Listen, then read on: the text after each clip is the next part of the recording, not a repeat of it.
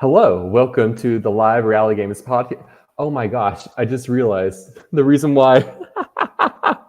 Oh no, the reason Oh, why I had this into the relink. I'm in the Survivor Angelica feed right oh, now. I can see that now. We're in the behind the game This is Survivor. not the Survivor Angelica podcast. I've completely co-opted it. My bad. Survivor Angelica's next week. This is the surprise. This is the Survivor. Should we leave this one? Will people be able to find this one? I'll get it relaunched and set up. It happens. This is not the Survivor Angelica podcast. We're here today to talk about the behind the scenes and the game of a whole different game entirely, Survivor Millennium Park. With me to talk about it is the host of Survivor Millennium Park, Dylan. Dylan, how are you doing? I'm doing great, Steven. I'm happy to be here, whether I'm in Millennium Park or I'm in Angelica. I don't even know where that is. I'm happy to be wherever I am. So people tuning in are like, we're really confused about this. Yeah, so Survivor Angelica is a game that takes place in the Northeast. It happens every year. It's been going on since 2002. We're talking today about a different game, also Northeast, but around the Boston area, Survivor Millennium Park. But Dylan's story doesn't begin there. Dylan, you first started a game called Survivor Berkshire back in 2012. Talk me through, how did you get into the Survivor fandom and what led you to run a Survivor game?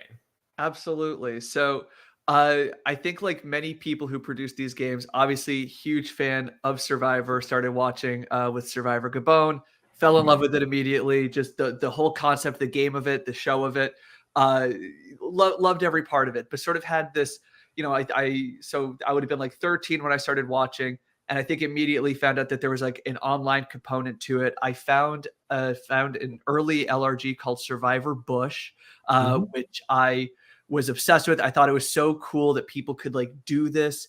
And I remember in 8th grade art class talking to a friend of mine about like, here's how we're going to do our own. Like here, like we're going to do it at your house because you kind of live like near the woods. We're going to get like these classmates of ours to do it. And obviously it didn't materialize because we were 13 years old. But the idea stuck with me until 2013 when I just graduated high school, or I think it was in my end of senior year of high school. I was like, let's give this a shot. Let's see what it's going to be. And that's what led to doing the first Survivor Berkshire season. It was, I feel like kind of what you would expect from an 18-year-old running his own Survivor game. I didn't have a driver's license. I needed I think like one of the players drove me there. We just used somebody's backyard that was like also kind of a farm. There were horses, but it wasn't that big. There was like horse poop in the field where we did the challenges. It was kind of a fiasco, but it was so fun, such a great learning experience. Frankly, like went way better than it had any right to. And then sort of continued to do that for a couple. I did a Berkshire's 2 and then a Berkshire's 3 All-Stars as like the big finale for that. So that was sort of the genesis of it, was sort of the idea of, I love Survivor, but I think I was already one of those fans because like starting at Gabon, you kind of go through like a couple good seasons and then you get to like Redemption Island, South Pacific, and I'm already like, you can't bring players back. That's the sanctity of the game. So like immediately I was such a little brat about it. I was like, well, I could do my own and I can do it how I want to do it. So I think that was kind of the inspiration, was a little bit of like arrogance to be like, I could do my own. And like, it won't be grand, but like, it'll be how I think the game should go. And so you don't have a driver's license. How do you get that first season up off the ground?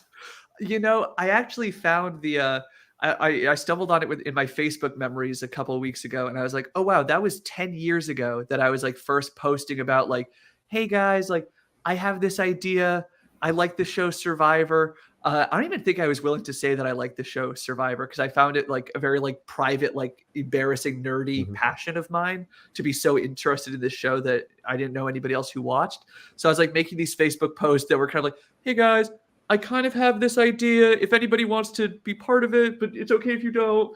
And like, I was mostly like theater kids in my high school were like, I'll do that. Like, that sounds great. And then a few more people that were like, I'm willing to help you film that. I'm not interested in being on camera, but I'm interested in sort of helping to put the show on. And then from there, I was sort of thinking through, all right, what do I like about the show? I don't think I reflected, like, I don't think I really got it. I feel like at this point in where I am in life and my fandom of the show, I think I really get it. I don't think I fully understood it at the time, and I was sort of thinking of like, oh, like they do like a challenge where you like say who you like and you don't like, and we should do that challenge, or like they should do, this is the worst one I did was, you know, the challenge and like heroes versus villains where like they slide down the slippery thing and they like grab a ball. So I got like slip and slides, and like we did it in the field with the horse poop, and it was fiasco. And everybody's like 14 to 18 years old. Like nobody knows how to like talk and make eye contact with the camera. I'm like forgetting twists, and like at the end of an immunity challenge, I'm like, oh, by the way, somebody has to go to the losing tribe now, and you're gonna watch them for an, like I didn't get why these twists were like I didn't get the. I mean, frankly, like I didn't go back and watch like early Survivor until a couple of years ago, so I think I missed like the evolution of it. But I was like, oh yeah, there's just like sometimes you just go to the other camp, and that's part of it. That's just the adventure. So that was a little bit how it sort of came to be. It was just like finding people who were interested in sort of giving it a shot.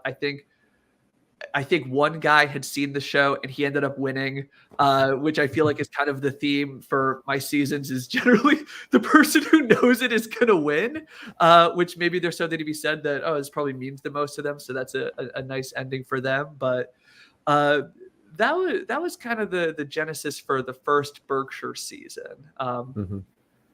And then from there, it was just kind of a matter of like, well, I did it once, so I have to do it a second time. And then immediately was already running out of people that I knew in my hometown who would do it. So I was like having like friends recruit friends. And even then I got like 10 players for season 2 and brought in two returning players. Season 1, maybe this is kind of an interesting tidbit, is the first season of Survivor Berkshires was a 4-day game, but it was 4 mornings because I worked in the evenings, and I was like, well, I'm going to want to wrap this up by about 1:00 each day so I can like relax a little bit. And I like didn't know how like long the camera life would be and things like that. So we filmed for like 3 hours a day for 4 days, and we called it a week. Yeah, and so did you know immediately, like, hey, I want to, like you said, you saw Survivor Bush, which is I only know it because someone made a whole wiki on it already in the live rally game wiki. Someone before me added it in, and so Survivor Bush had filmed it, edited an episode. So you knew going into this, like, I'm going to film it, edit my episodes, and make it my own thing. Absolutely. Frankly, I think that I've found, as I've done this over years, the video production and the episodic element of it, creating it into something, that's my favorite part of it. I think it's a totally different animal for the people who are doing it live. I think that's really interesting. I think that's just a totally different version of it. For me, I kind of just like video editing. And this is kind of like my thing, that I can make video editing. I think that, in high school, I was like doing video projects any chance I could for homework. I love it. I'm not like trained in it, and I don't really know. I think I've talked to people before, like, oh, like how do you do this? And I'm like, I don't know. I'm just kind of using iMovie, and they're like, oh, don't you have like Adobe or like one of the better editing softwares? And I'm like, no, I'm just doing like what came with my computer, just kind of like winging it along the way and figuring out as I go how to tweak it, sort of like make, honestly, frankly, like the editing part of it, I could spend hours talking about, because that to me has been my favorite part of the entire experience, is been working on the editing part of it. So you run that first season, and so you run it 4 half days, and then from there on out, your games have always been 2 days. And was that just like, a sweet spot? Like, this just works, let's stick with this, because like that's just a Saturday and Sunday and makes life easy. Talk to me about the length of your game and how'd you come up with that? Absolutely. I love the balance of the 2-day game. And for the 2 other, for Berkshire's 2 and 3, it was just a matter of, all right, we're going to film. This is like, I don't know if I hope I'm not like blowing anyone's minds with this. Like Berkshire's was really low. It's not low quality, but it's like, it's just easy. Like I just made it as easy as possible. I was like, we're going to film in the morning. Everybody gets a 2-hour lunch break. all the players can go to the burrito place in town. Like you can go get pizza, go do whatever you want. I like talk about whatever. Like, I don't care. I'm going to go upload footage to my computer and recharge the phones. Cause every season we're mostly filming on phones. Millennium Park, we're now exclusively filming on phones. Back then it was like a mix of like whatever thing a person had to record a video on, they can use that. It was like, all right, we're going to take 2 hours to recharge cameras, upload footage. We'll go back to the park, and then we will resume from there. That was another big upgrade for season 2 and 3 of Berkshire's, is we filmed in a dog park instead of a backyard.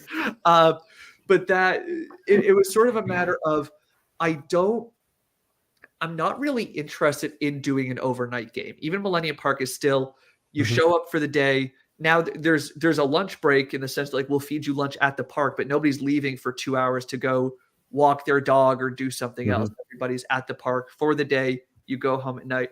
I'm not necessarily interested in the survival element of it. I like the Millennium Park, especially Berkshire's. It's a little harder for me because I don't think I knew what it was. Millennium Park, I feel like I know what it is, and it's very game focused. I'm not really, nobody's making fire. We're doing this at a local park. Nobody's camping out.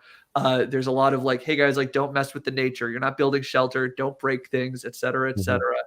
I find that the 2-day game, I think that it's enough time for me to capture what I want to capture for the episodes. We have time for challenges. We have time to sort of give players a decent amount of time between votes to do their strategy, do their whole thing. We have time to capture confessionals to make sure that we have sort of that narrative through line for it. And we have time to have some fun along the way.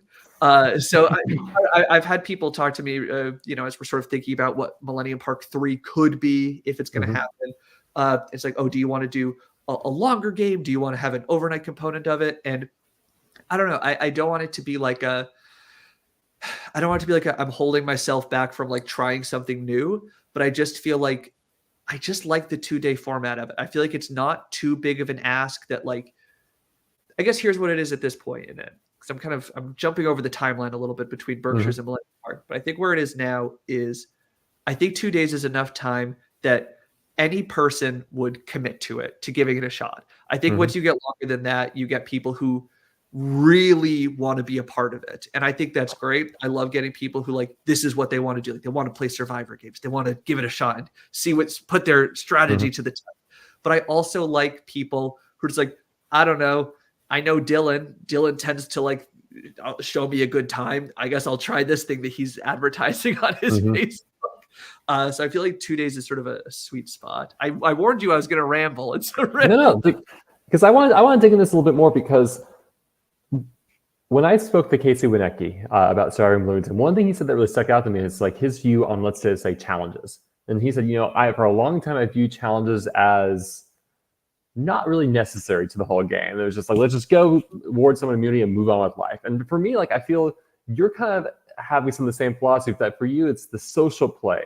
That's what you like so much Survivor. Because when I look at your game, like at least again, full disclosure, I've only watched the 2021 Survivor Millennium Park, right? Like advantages. There's idols, and one of the tribe doesn't even look for it. And I don't even know there's a merge idol, or people just couldn't find it, right? The challenges tend to be simple, straightforward, right? And so really it's a lot of giving for a 2-day game. It's really emphasizing giving players as much time as possible for the strategizing and the scrambling. Now, do you feel that's true, or am I off base on something? No, that is entirely what the focus is. I mean, frankly, like, challenges are like wonky. I think that if I do a season 3, one of my personal goals is to like get better at the challenges. I will say season 2, I don't know if like the props always worked better, but there was more philosophy behind the challenges, which I liked. Season 1 was a little bit more of like, I don't know, like here's the space that we have available and here's time constraints. What can we plug in here? Yeah. But yes, at the end of the day, frankly, above all, and I think that this actually, I think some players don't believe me until they're doing it and they're like seeing this, and maybe if they've done other games, they see how it compares.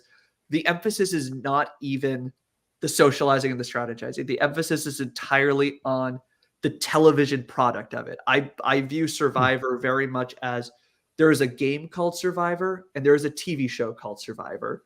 and there is some overlap, but there's also a lot of space between them. So I view Survivor Millennium Park as more focused on the show element of it. Like I've had players come to me after they get voted on, and they say, I wish I'd had more.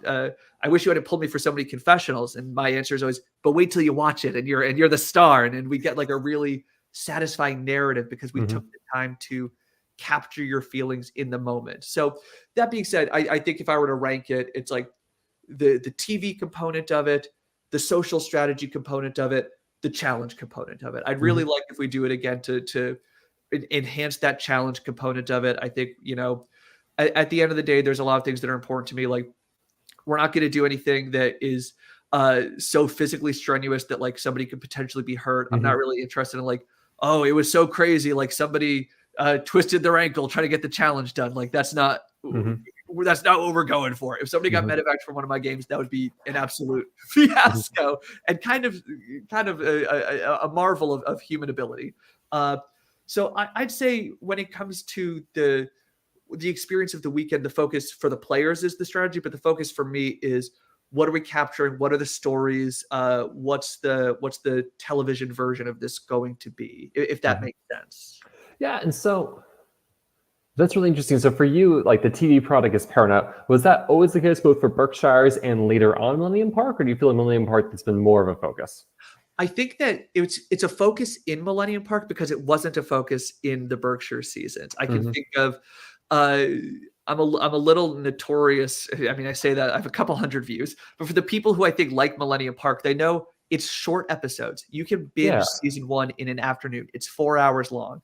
I think I learned the hard way doing Berkshires. Not that anybody complained about it. This was actually just my own personal complaint. The episodes were too long. It was too indulgent. There's a scene in the merge episode of season 2 where the 15-year-old girls who are playing the game have created a jump rope out of grass that they pulled out of the ground. And there's a 5-minute long scene of them explaining the jump rope. And someone might say, how wonderful. Like this is an accurate reflection of their experience. This is everything that happened in it. It's a holistic view of it. I view that as indulgent on my part to say that's important. I believe strongly in sort of trimming the fat in the editing process.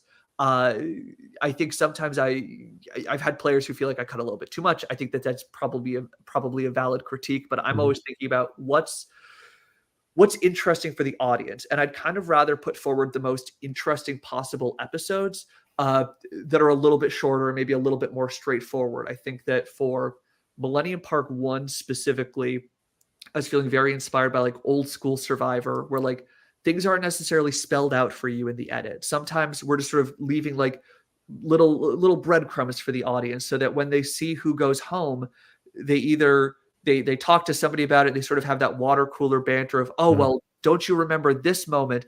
That's what led to this person going. I also happen to feel strongly in not embarrassing the players. I think that for my Berkshire seasons, I was a little bit more willing to like follow the route of the show and be like, I can think of one player who got voted out in a Berkshire season who, to be funny, like ripped their shirt off and like cursed everybody out to be funny, and everybody was laughing. It was like a good like funny moment, like, oh, like screw you guys, I'm out of here. But for the edited version, I edited out the laughter and cut to a different shot of the other players staring just in shock. So it looked like this person just had an outburst and had like horrified everybody.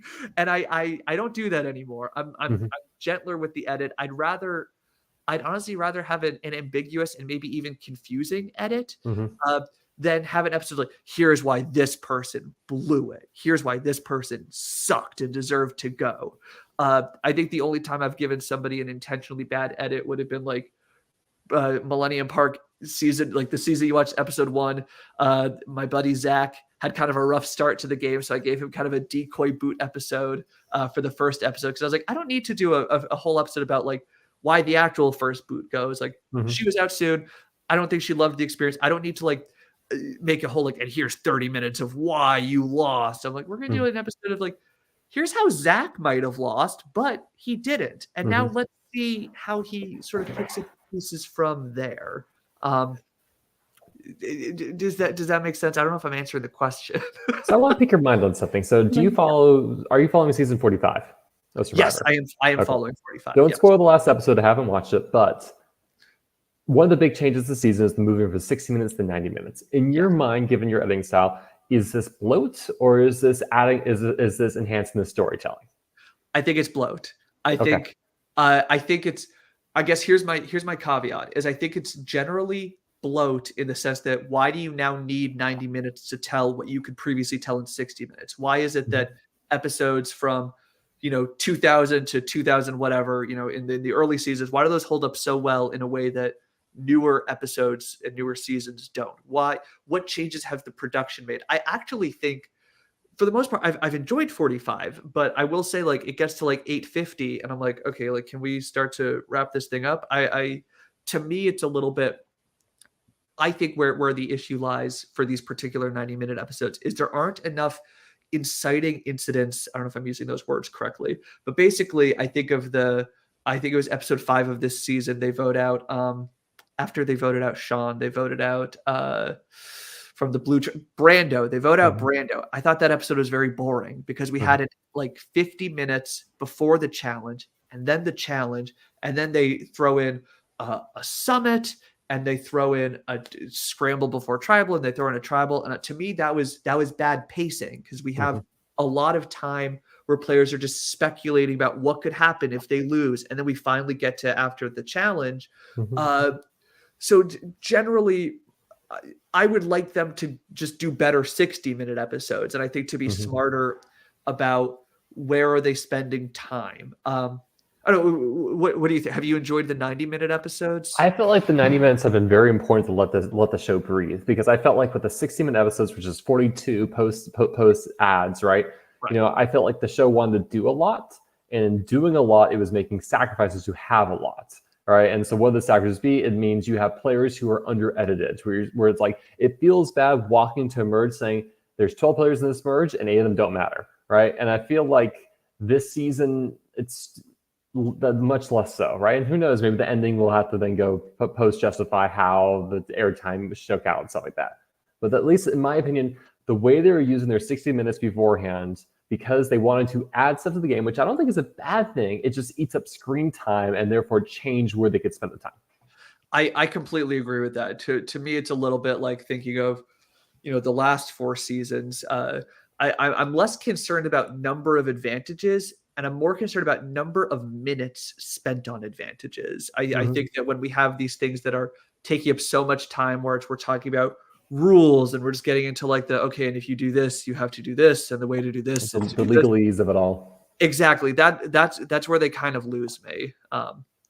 So yes, if we're up to me, every Survivor episode would be a tight 25 minutes. You just see what you need to see and you call it. Because I'm curious, like, so when you're editing your episodes, right? Because when I was watching the 2021 season 1 of Millennium Park, I was wondering, is it maybe there is less footage and that's why the episodes are short and sweet, or is it like a very much deliberate editing styles, like they keep it that way? Because I was very intrigued because I think a lot of games, the episodes tend to be long because I think, it's as you evidence, it's a labor of love to create and to document and to capture all of this. Exactly. No, there's plenty of footage that could have been included, but to me, it came down to like, I don't feel compelled to share all of it. I think that, one, there's definitely that factor of being mindful that what goes up on the internet is, even if you delete it, what goes on the internet is forever, and just always being mindful of, if I can help it, can I cut out like an unflattering angle of somebody? Can I, if somebody is like sort of stammering over their words, I actually, if you're watching a Millennium Park season and you're hearing the audio of somebody, but you're not, I'm cut to B-roll or I'm cut to a shot of them talking to somebody, chances out that I'm cutting out every time they pause or say the word because I just really believe strongly in showing like the most polished version of the people who played. I really try to avoid, to the best of my ability, putting something up that I would not want put up of myself. So that's a little bit, that's like the guardrails of it. And then I think from there, it's just a matter of trying to find the most interesting, tight version of it, trying not to be indulgent. If you watch season 1 of Millennium Park, the longest unedited shot in the entire season is 63 seconds, because I thought that this was a scene that if I edit it, it's going to look manipulative. I need to show these people how this conversation happened without cutting, without jumping to anything else. There's one shot like that. Everything else is 30 seconds or less before we cut to either a different camera angle, we cut to a confessional. And that was part of the idea of, okay, we don't need to hear. I don't know. I find often with some games it can get like a little bit indulgent, and frankly, I mean that's kind of a judgmental word for me to use. It's just a different style. I think that there are probably games out there where the fun for the players is to see themselves in an hour jam-packed. Everybody gets an edit. Everybody, like not everybody gets a confessional. Who is this product for? Who is this product for them today? Is it for you because this is a labor of love? Is it for the players as a way to say thank you? Is it for other members, the other people of the world to see? Is it for their relatives, or is it meant for strangers that interested to watch and enjoy? Like, who do you feel is the key audience you're aiming your product to be for, Dylan? Exactly. Yes, I love. I thought for a second I thought that was just going to be a rhetorical question. I was like, that's a great question, but now I have to answer the question. This is the terrible answer. I'm the target demographic for this. I do this for what I think. I think that's fine. I do it for what I think the best version of it is, and I think that if I were to focus more on what do I think the players want it to be, I think that then I mentally get into a too many cooks situation. And, it certainly happens where I've had people come to me and mention like, oh, I wish you had included this. I wish that this had made it in. And the answer is usually like, I know that was a cool moment. It doesn't look as cool as you think it did. Like the angle wasn't right. We missed the word that you said. You stammered over a word in a way that took out the drama of the moment in the captured version. It's kind of like, I don't know, I'm like a reformed theater kid. It's like when you see like the recorded version of your play and like you remember like what a big epic moment it felt like, but then you're watching the video from the back of the theater and you're like, oh, this is not what I thought it was. So I think it's I know what I like. I trust my vision and my taste.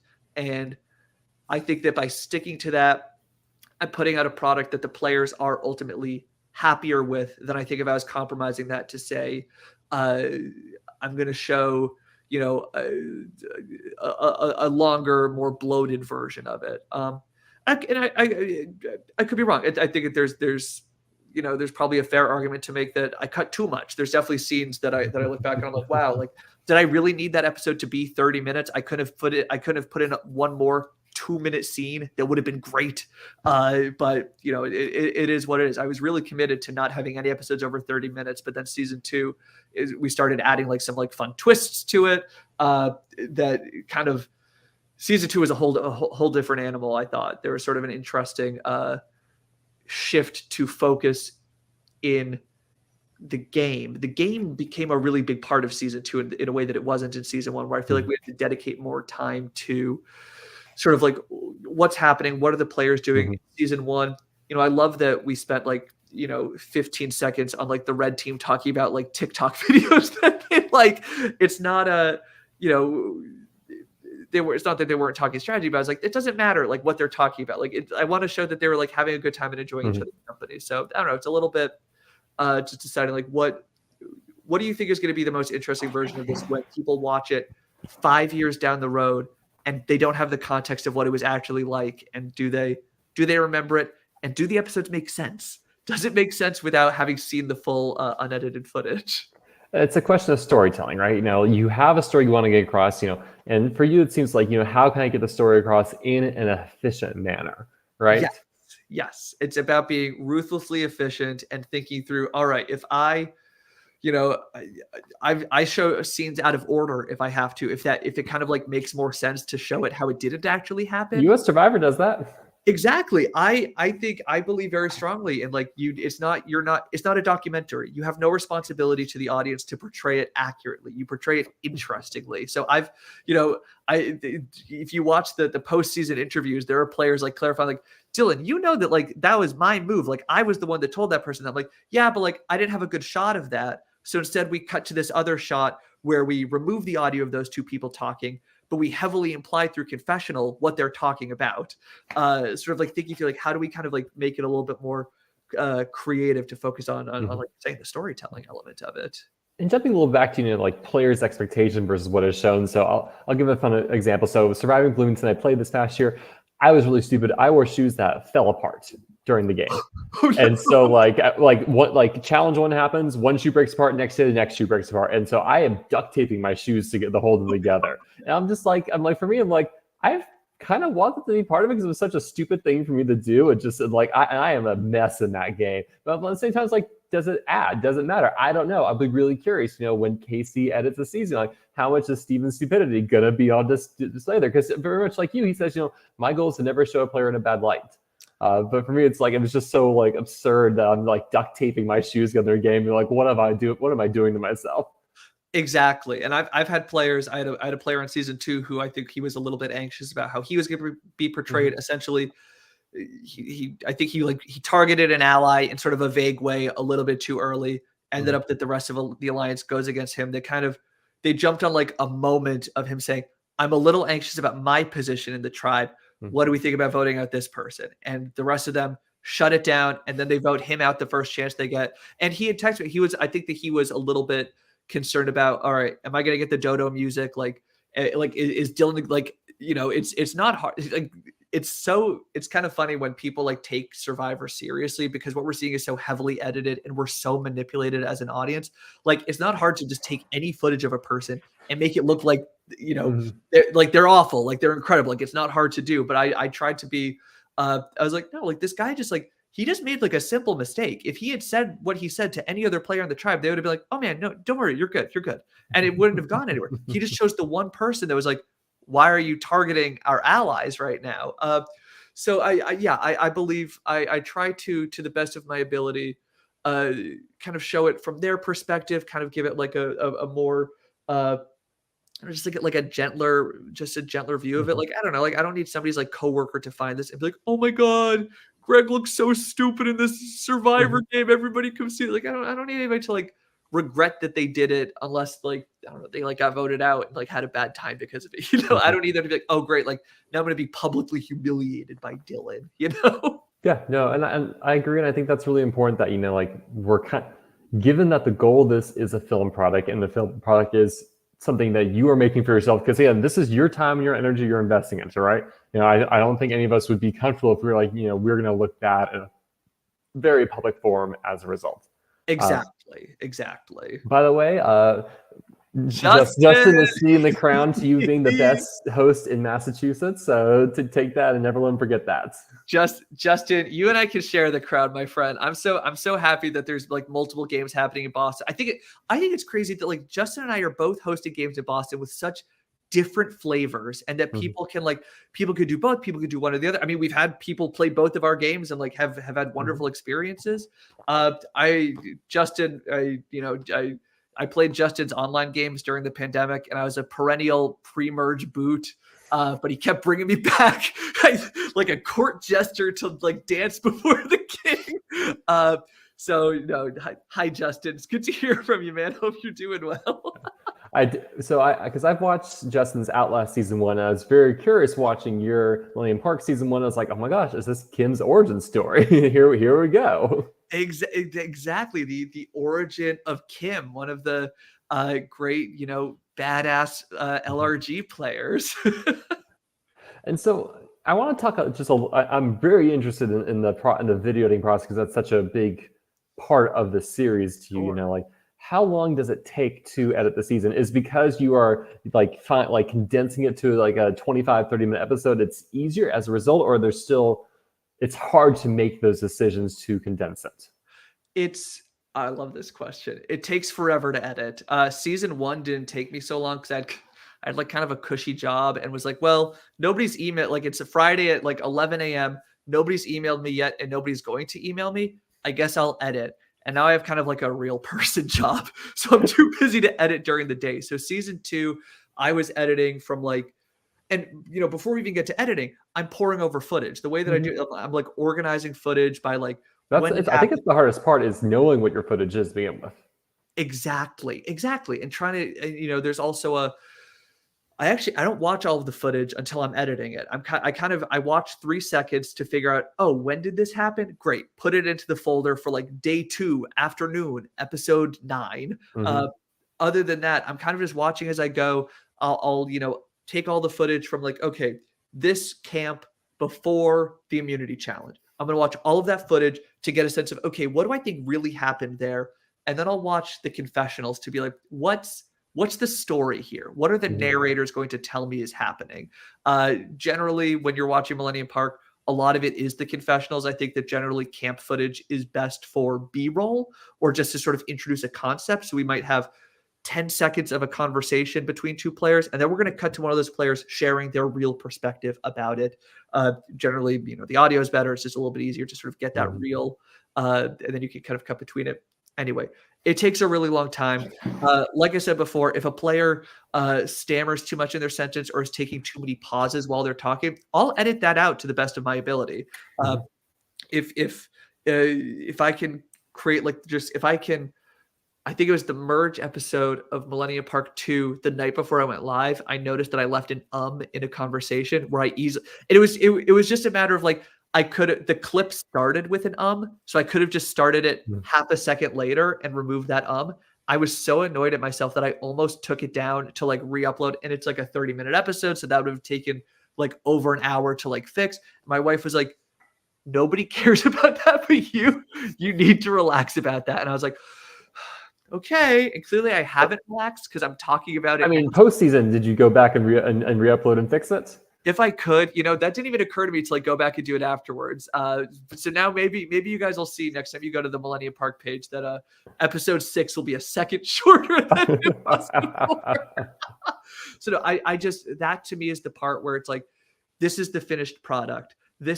We can make this look however we want it to look. It doesn't matter that the challenge didn't actually work or wasn't really interesting in person. If I can do interesting cuts between it, if I can play some fun like music when it's happening. I think of one of the challenges in season 1 that Justin won for his team single-handedly by being the only one to score a beanbag. Kind of a forgettable challenge, except we've got this great slow motion shot of him throwing it in with all of his team like watching it happen, and then he scores and just like turns away and the music comes up like as loud as it's ever been. That's honestly where I spend most of my time. The whole pretense of the weekend is just to give me something to work on. With season 1, I think it also took longer with season 2. We had a lot more camera people for season 1. Excluding myself, we had 5 crew members who did an amazing job capturing everything, but they were all totally burnt out by the end of the weekend. My wife broke her toe. My wife actually broke one of her toes both seasons just from having to run around in the woods too much. So really, she's the one making the real sacrifices for this. She is true. Yes. My wife is the unsung hero of Millennium Park, and anybody who's a fan of the show needs to know that she's the real brains behind it. It's actually kind of funny. Getting to spitball ideas with her because she's not a Survivor fan. She's frankly kind of repulsed by the whole concept. She's never watched a Millennium Park episode. She'll watch like clips when I'm like, hey, like this came out really cool. I want you to see this. But like she thinks it's a mean game. She has zero interest in it. And like, frankly, I don't blame her. So it's always interesting to kind of bounce an idea off of her for that perspective of somebody who is totally removed from like the Survivor verse. And I think of like season 1, I was like, okay, in episode 3, there's going to be a tribe swap, but it'll be an odd number of players. So one of them will be removed and they'll get an advantage. She was like, I think it'd be more interesting to just let the tribes play out. And then you get like what is their story for the whole day? That'll be more interesting for TV. And I was like, that's right. That is more interesting. So I have yet to do a tribe swap because I thought she had a brilliant idea about it. So as a host, like, because you're running around, you're doing a lot of stuff on the days the games are happening. At least from my talks with other hosts, you don't really have a strong sense of the story. I mean, you see the vote outs, you see the key moments happen, but you're not there, you're not embedded. How much are you learning in the editing versus what you knew before editing? I learn everything in editing. I learn it all through going through the footage. I have very little idea beyond like the game and mechanics. So like obviously like I'm there for a challenge, I'm there for tribal, so I'm kind of seeing what's happening there. I try to keep up to date on like who's found a hidden immunity idol, who is, usually this is one of my favorite parts is actually when we do tribal council, we sort of like, we film it. We have my wife is always the one behind me. Like, so I'm filming the votes so that I can see what's happening. I hand her the parchment, and in the minute that it takes for the first player to walk from the seated area in tribal to the voting booth, my wife will like lean in and be like, it's going to be this person. They don't know it yet, but it's going to be them. Or she'll be like, yeah, like it's her. And so she does get into the actual like helping out and seeing it unfold live, it sounds. Oh yeah. Yeah. Don't get me wrong. Her disinterest is exclusively in the Survivor as the TV show. When it's happening in front of her, it's very compelling. I don't think she cares for it because I think it's still like, I don't like her little sister, my sister-in-law played in season 1. And when she got idled out of the game, we were not happy about it. And there's like a palpable tension about it. Was her sister Emma? Emma, yes. Okay. Emma who comes into the game. She's one of the stars of the season. Knows nothing about Survivor, but like I get so many comments and messages about Emma. She has very few confessionals compared to anybody else, because generally she didn't have a lot to say in the confessionals. She was like, I don't really know what's happening. I think this is it, but like I don't really know. But she has so many like funny little moments that happen, and there's this sort of mythology that gets built around her because other players think there's no way she doesn't actually know what's happening. She's playing all of us for suckers. And then she actually gets in the confessionals like, I don't know what this is. There's a scene where like her ally Tony is like, now you might have noticed Dylan didn't ask if anybody was going to play an immunity idol. So I don't think there are immunity idols this season. She has no idea what he's saying. She's not even looking at him. She's walking away. She goes, yeah, I don't think there are those things. And of course, lo and behold, she ends up being idled out. So a concept she didn't even know existed. She leaves the game with 1 vote cast against her. That's that's a big part of the casting to me, is the mix of people who really know the game and people who really don't know it. And I love when they have to like work around each other, because if you're telling somebody, so there's a thing in the woods that can negate votes and keep you safe, that means nothing to somebody who hasn't seen the show. But no, to answer the actual question, no, I have very little idea what's going on. Generally I'm giving the rest of the production team like what I think could be story beats, just like based on results and like where we're at. Like, oh, this person is the last one from their tribe. Like, let's make sure to get a confessional from them. Or like, oh, this person voted against the rest of their alliance in a peculiar way. Like, let's make sure to get their perspective, because for season 2, actually, it sort of reached a point where I was trying to anticipate what the audience might think of what was happening and what might need to be explained. There's like a vote that went totally crazy because a player threw a vote in a random direction. I was like, we need to understand why she did that, because the audience is going to get riled up that this random vote happened. They're going to need to know. So I think she got asked like 4 times by different camera people, so why did you do that? So no, I have no idea what's happening. And I kind of like that part of it. Yeah. I want to dig in more casting, but before, and one last thing just about like, what makes the edit or not. Like, I guess it's a real accomplishment that we get several scenes of John Ton punching trees. And maybe it's just because like he is in the show, it's a little bit of a character of just like, if he just wants to do his thing, and his thing is like martial arts at every capacity, but and like everyone's reaction like, yeah, I think that's it. I think he's punching trees again. See, I'm obsessed with the John Ton scene, that it's like, we get like the shot in episode 4. We get the chaser. It's in his boot episode. He punches it again, and first just like, yo, there he is. He's doing it again. It's like the payoff of it I find so satisfying. It was when there's a clip from episode 2. It's a 10-second clip of the Red Tribe walking back to their camp, and they walk past where Tribal is, and Emma just goes, oh, is that where Tribal happens? Awkward, wouldn't know. And it's just like a funny little one-liner that had no place anywhere else in the episode. And I was like, you know what? We're not going to do a previously on recap. We're going to do like a little cold open, like The Office or like SNL every episode. We're just going to start with like a goofy little moment that happened. It can be less than 60 seconds. And whether it's like, a one-liner from Emma, or it's like the players complaining about the heat, or John Ton punching trees, I believe strongly, like, what's the like, what are the like, what's the funniest thing that Mhm. we can do with this? So I'm not necessarily interested in like, in season 1, the blue team starts winning and they start speculating about what's happening on the red team. Mhm. I'm not super interested in that. Yeah. But John Ton punching a tree because he was bored and like thought that would amuse his team, unbeknownst to him, he's like, he's on the bottom of the alliance. Like, but he's like, I'm gonna make these guys laugh. And that like, day one, they're like, oh, like John Ton, like whatever, like he's expendable. He'll be out fifth when we get there. And that there's deleted clips of day 2 where they're like, could he beat us? Is he like they all seem to like him, like the red team's gravitating towards him. They're not gravitating towards us. If I'm sitting at the end with John Ton, are they going to be like, you know what, you played hard, but screw you, you lied to me? John Ton made me laugh. John Ton was sweet and pleasant to be around. I'm voting for John Ton. So it's So what I'm hearing is we need the John Ton cut.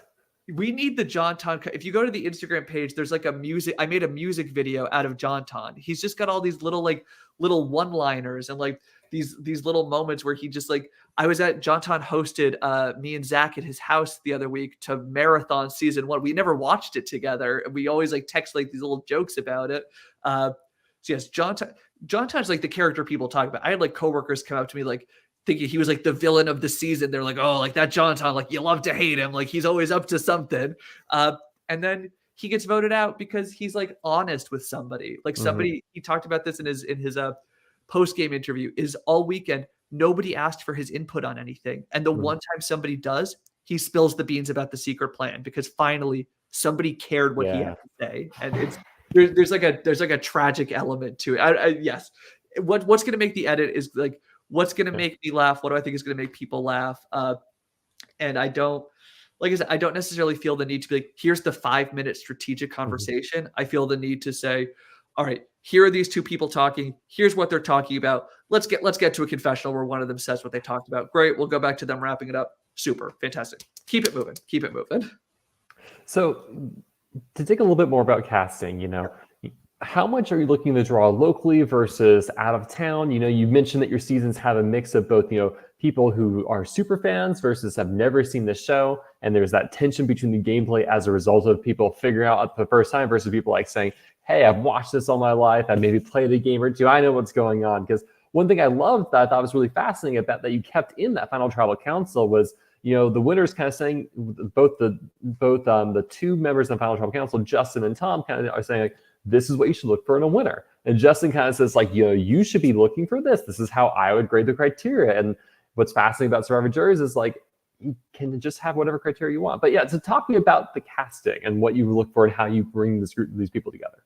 Totally. So the processes were totally different for Millennium Park 1 and Millennium Park 2. And just to, Berkshire's was entirely just like a Facebook post to like local friends and grabbing whoever I could. By season 3, I'd run out of people. I was like, screw it. We're doing all stars.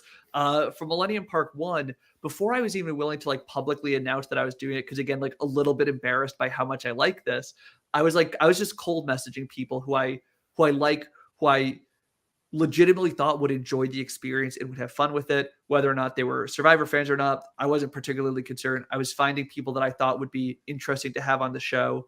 And then once it came to, making the Facebook announcement, again, it stayed like on my own Facebook. I think I messaged it came to a point where I think I was a little bit low on people. I messaged like the Survivor Boston Facebook page. I don't even know if they still do anything, but they responded to me very, very kindly. And they were like, oh, like we don't know anybody, but like, did you know that there's a Facebook group called LRG Casting? And I was like, what? That's crazy. And we got only one player from season 1 had come through the LRG Casting Facebook group. And meanwhile, season 2, we're getting more people who are, I didn't do any cold messaging for season 2.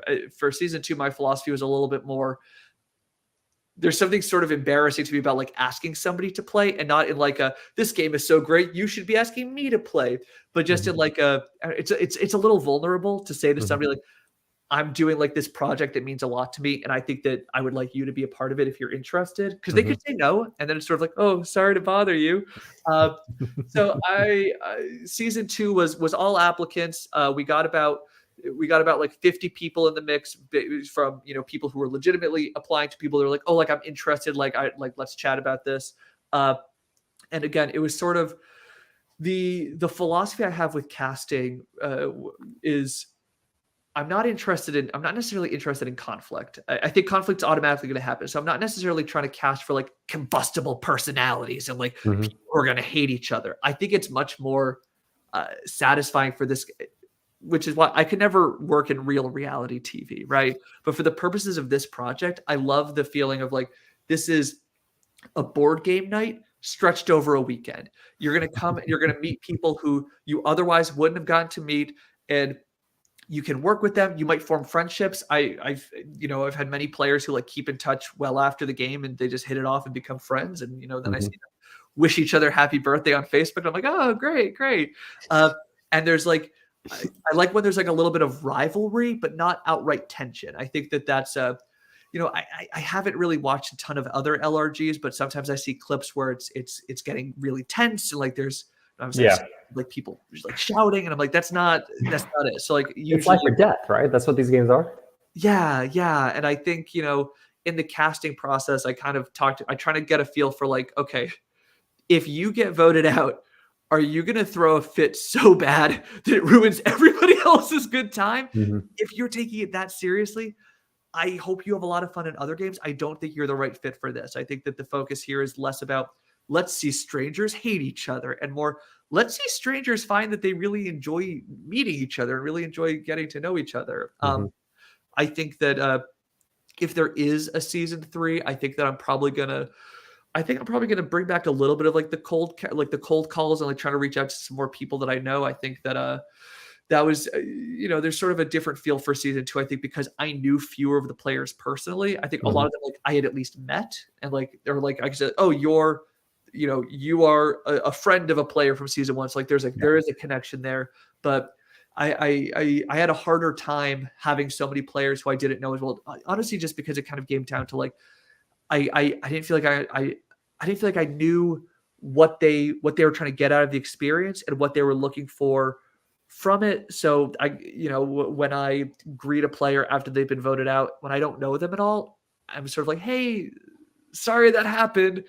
I don't know you super well, so I have no gauge if you're upset about this or if you're cool about this.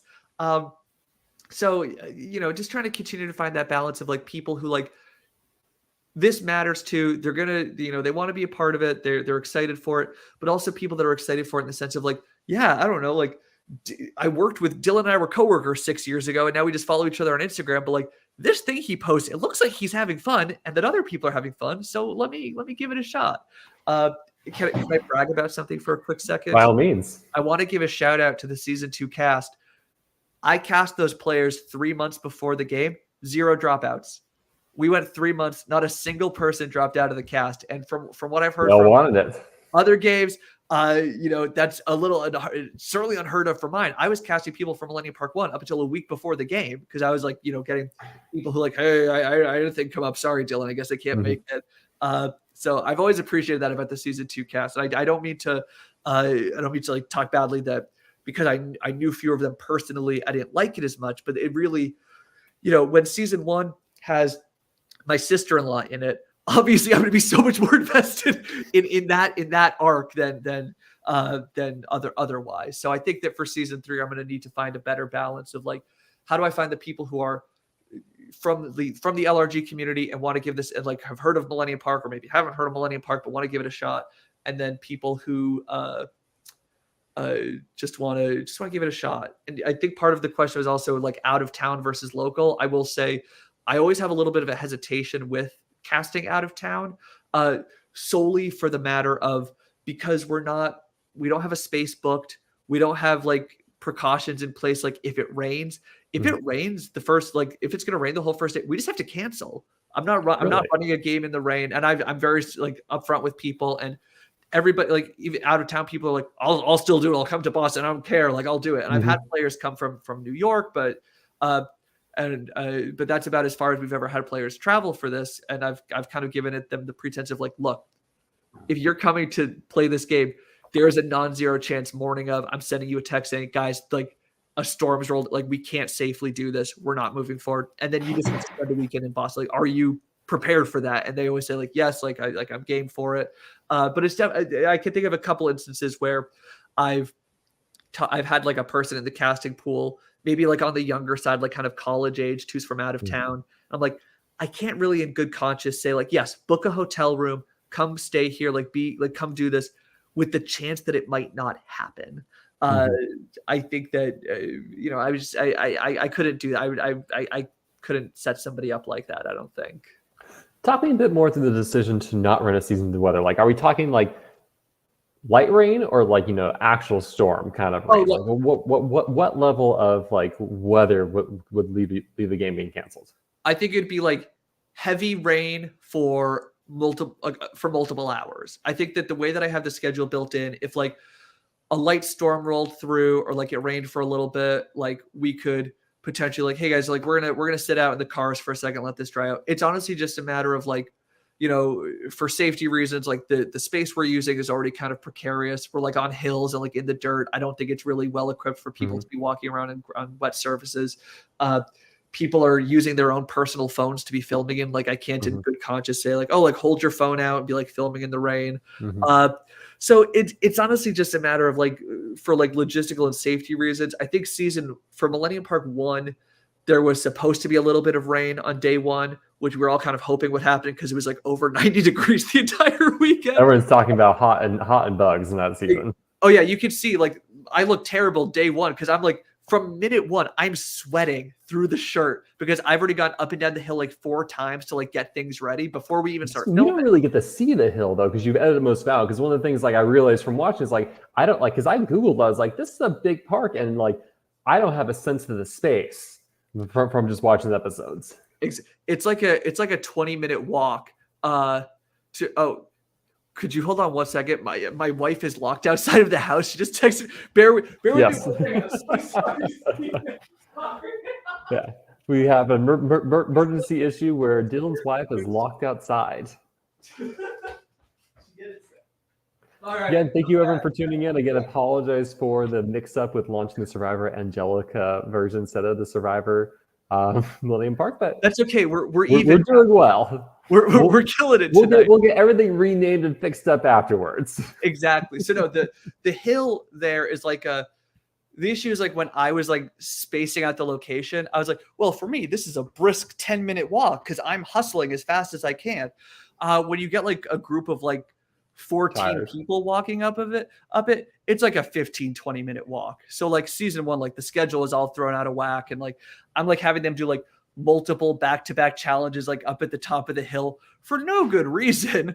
So season 2, that was a big change as we were more strategic about how do we limit the amount of hill time. I actually, one of our, there's a viewer in, am I frozen? Are you frozen? No, you're good. Oh, okay. I'm sorry. For a second, I thought I was frozen. There's a viewer in the Live Reality Games Discord channel who lives in Boston and frequently goes to Millennium Park. And he was like verifying for like the other viewers and like, guys, that hill is no joke. Like that is a beast to have to walk up. I can't believe you made them do that multiple times. Because I think there's like a off confessional or a statement from one player is like, yeah, we've been up and down like 5 times, something like that. And I was like, oh, that's interesting. Yeah, it's funny you say that. There's a in the merge episode, one of the players, I'm like, how you guys doing? And one of the players is like, how you doing, Dylan? And I was like, I'm pretty sore, to be honest with you. And one of the a friend of one of the viewers is like, why was he sore? He wasn't doing anything.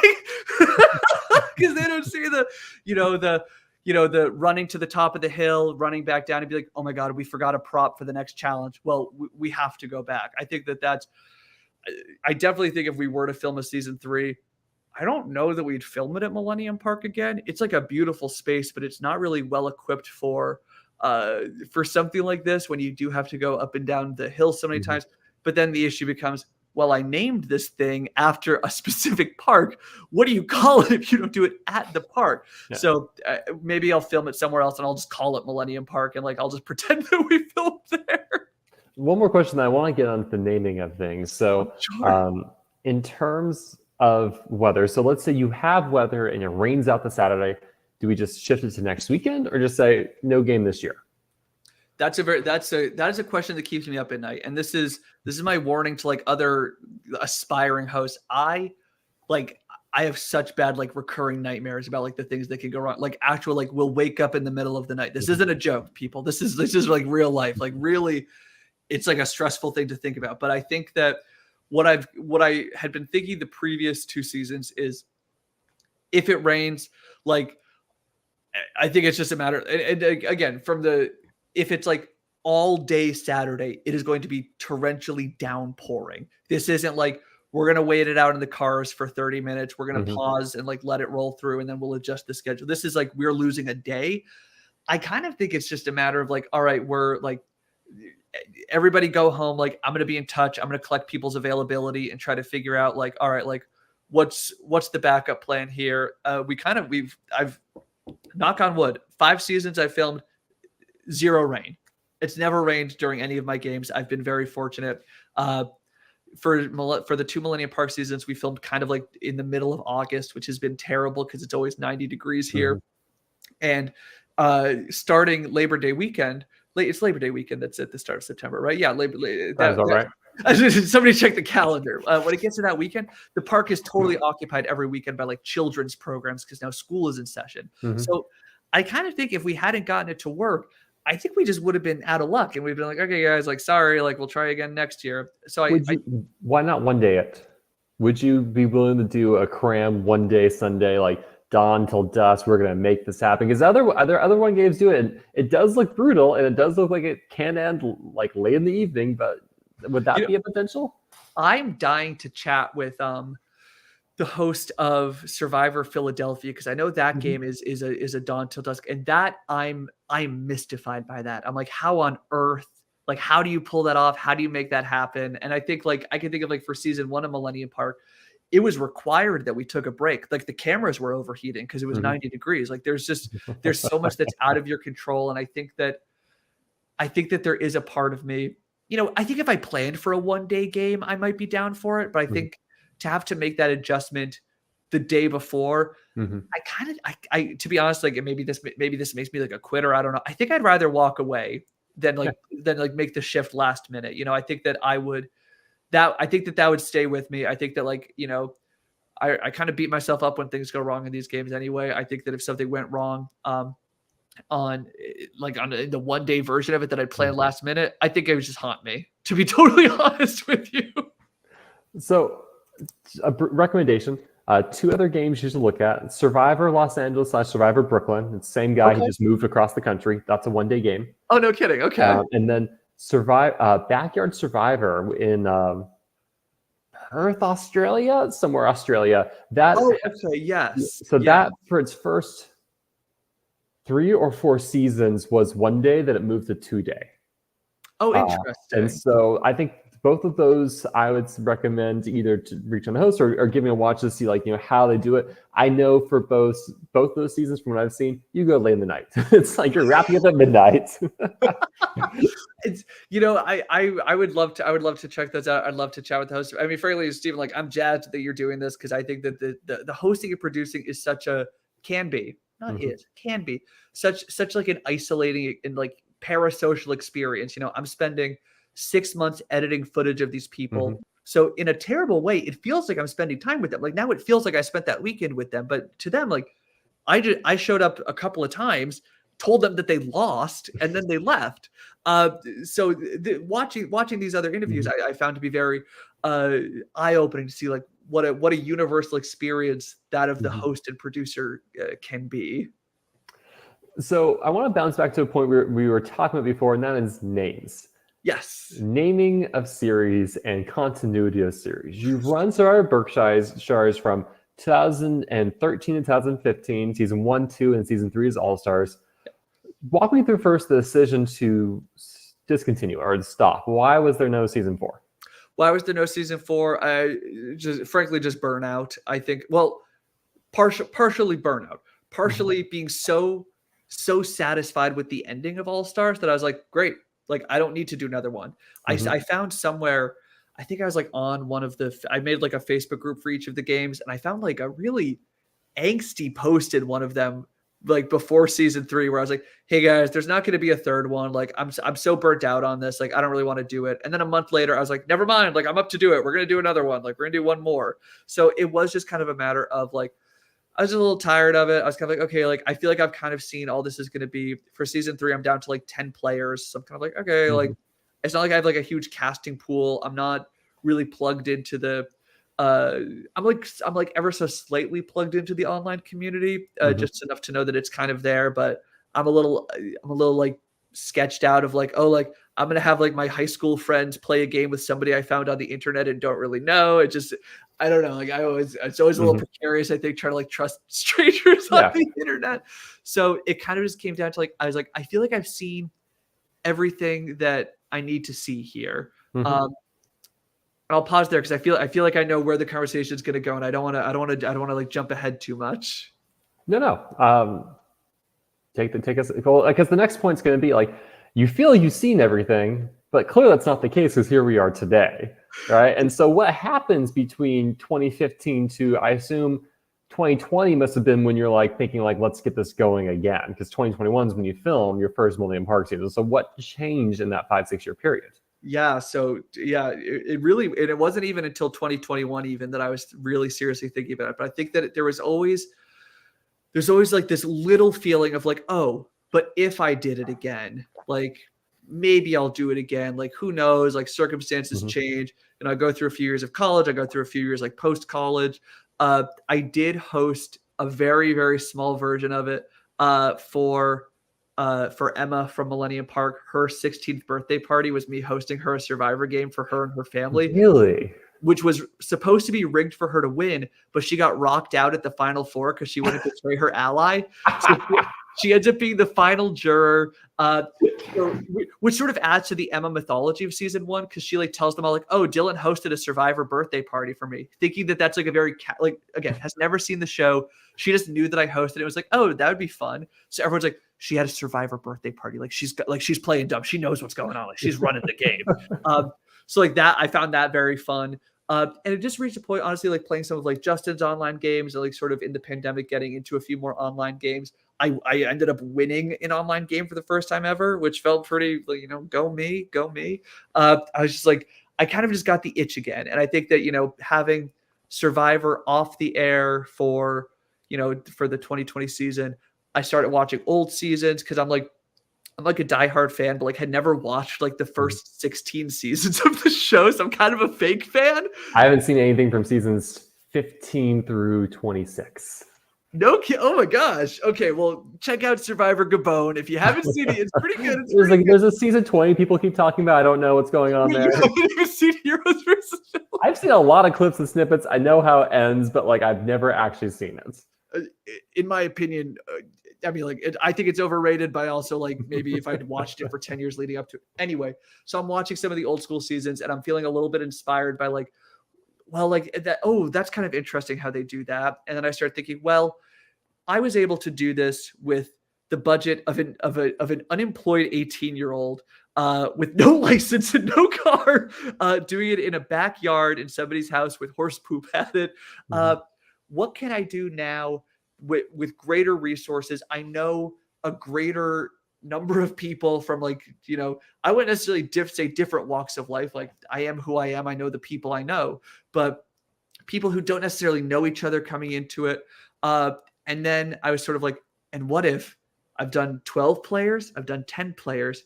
What if it was 14 players? I was like, ooh, like that, like the possibilities like just opened up, and like I start going, and it sort of just became a matter of what can I do differently this time? And honestly, after season 1 wrapped, there were no plans for a season 2. I was like, that's it. Like that's our reunion season. Like we did it. It was great. I was very satisfied with how it went. I felt zero compulsion to do a season 2 until I watched Pearl Islands for the first time and I saw the Outcast twist, and I was like, oh, that, and like I knew about the Outcast twist, and I was like, I don't know. Like you get voted out, you should stay voted out. But like watching it play out, I was like, oh, now that's interesting. So that was the full inspiration for season 2, was just to do another one, to do an Outcast twist. So You talked about how season one was like, hey, no, this is like icing on the cake. This is one more that I never thought I was gonna do. Why not name it Survivor Berkshire's like Millennium Park, right?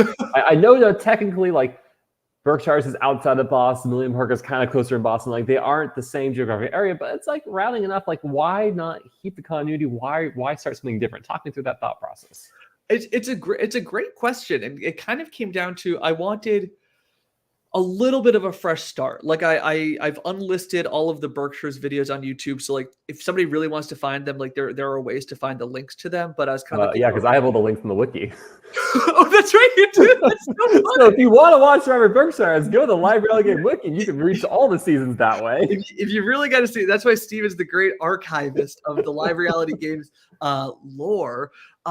It was kind of a matter of I was like, all right, like all these videos, like people in high school, like it's been 5 years. It's been 10 years since the first Berkshire season. I'm like, we don't need to keep this like so publicly available.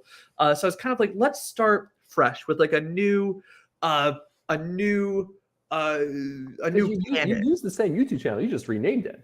Because when I was going back to that first Real Foot episode ever, I was like, Survivor Millennium Park commented here. That's how, what I was like, that's really weird. And I was like, wait a second, because it's like not the first game. It was something else. I was like, oh, they simply renamed it. I didn't realize the videos were also enlisted though. Oh yes, I just reused the YouTube channel and like because I was kind of like, oh, like it's a fresh start, but like I don't know if somebody's already subscribed, I might as well keep them subscribed. It's like the same Facebook page. The Instagram page was the only new thing that I made. So it's just kind of a matter of like we're starting fresh, but we're not necessarily erasing. So like I have in both Millennium Park 1 and 2, I have a player from Berkshire seasons come in and like I show like some clips of that, like it's canon.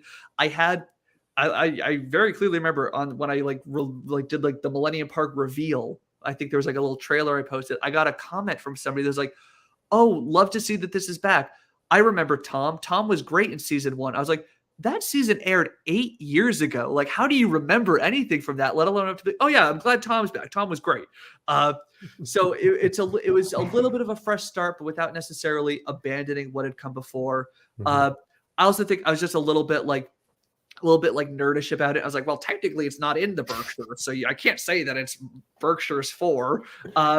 But I mean, now that I'm running into like, oh, well, maybe I don't want to film in Millennium Park. Now I'm faced with like, oh, maybe I should have I think that's a great idea. That I should have just kept it like Survivor Berkshire's where like nobody needed to know where I filmed it. I mean, I definitely think if you are going to migrate to Millennium Park, I would colon it to like wherever you're going to be next to my dad. I don't know.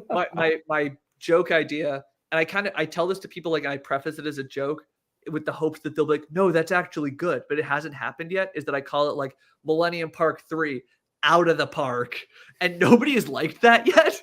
Everyone I tell it is like, oh, that would be funny. I would find it entertaining, I'll say that much. Thank you, Steven. I appreciate that.